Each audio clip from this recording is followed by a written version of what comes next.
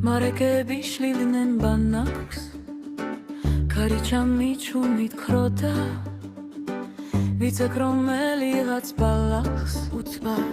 ქალის უნიფონდა თითქოს უროდა მკრეს თავში